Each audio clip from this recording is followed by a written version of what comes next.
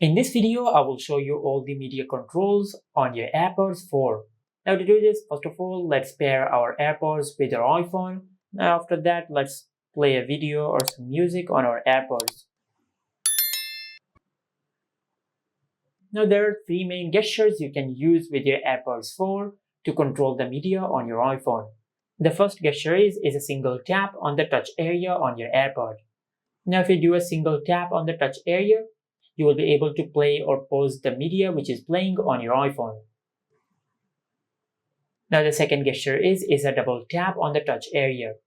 Now if you do a double tap on the touch area, you will skip to the next song, just like that. And the third gesture is a triple tap on the touch sensor. Now if you triple tap on the touch sensor, you will go back to the previous song, just like that. And these are all the media controls on your AirPods 4. Make sure to like, comment and subscribe. Thank you for watching.